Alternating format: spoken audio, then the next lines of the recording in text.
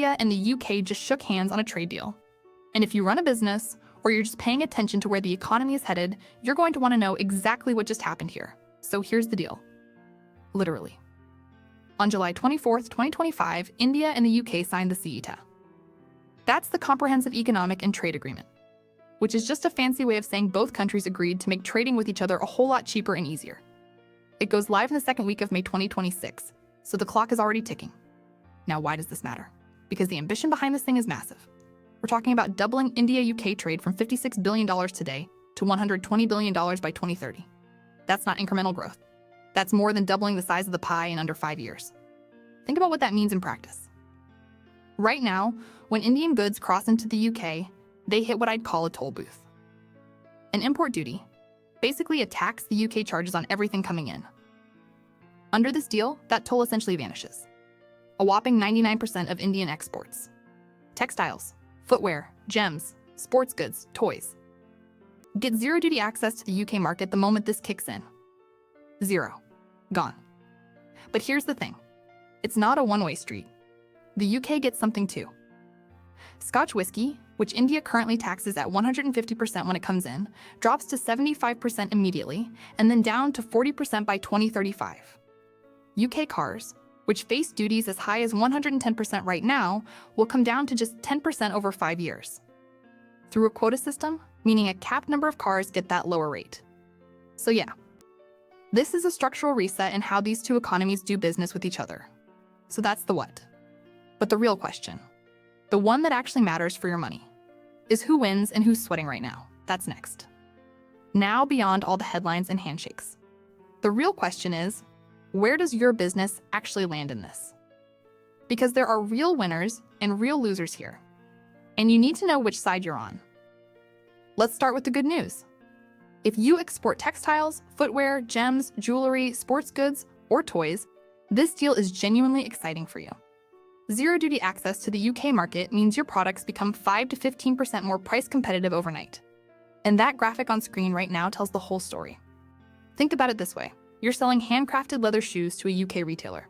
Right now, there's a duty slapped on top of your price, making you look expensive next to a local UK supplier. For May 2026, that extra cost just disappears. You either pocket better margins or you price more aggressively and grab market share. Either way, you win. Then there's a quieter win that most people are sleeping on. If you're a freelancer or professional doing UK assignments, the deal includes a DCC, a double contributions convention, which stops you from paying social security taxes in both countries at the same time. Right now, you could be funding 2 systems simultaneously. Under this agreement, that stops for up to 3 years, saving you roughly £2,000 to £5,000 annually. That's real money landing back in your pocket. Now, the not so fun part. If you manufacture consumer goods competing with UK imports, chocolates, biscuits, cosmetics, cars, brace yourself. UK car duties are dropping from 110% to 10%, and whiskey duties are nearly halving. Cheaper UK products flooding in means price pressure on your customers, and that pressure lands on you. So here's the one question you need to sit with right now. Am I an exporter or am I a domestic seller? Your honest answer to that determines everything about your next move. Up next, we get into the timelines. When exactly do these changes kick in, and what should you actually be doing right now to get ahead of them? So now that you know what changed and who wins. The real question is, what are you actually going to do about it? Here's the thing about trade deals. Most business owners read the headline, nod, and go back to their day. The ones who actually benefit are the ones who move before the deal goes live. You have roughly until May 2026. That's your runway. Use it. If you're an exporter in textiles, footwear, gems, or toys, start mapping UK buyers right now. Zero duty access means your products land in the UK cheaper than they ever have. Think of it as a 5 to 15% price cut handed to you for free, but only if you're actually selling there. Reach out to UK distributors, get listed on UK B2B platforms, hit a trade fair. The infographic here says it plainly. UK buyer outreach before May 2026 is the move. Don't wait for implementation day to start introducing yourself. If you're a freelancer or consultant taking UK projects, go talk to your CA before your next assignment. The Double Contributions Convention, the DCC, can save you between £2,000 and £5,000 a year. That's real money, and as the infographic shows, it's only yours if you're registered correctly and actually claim the exemption.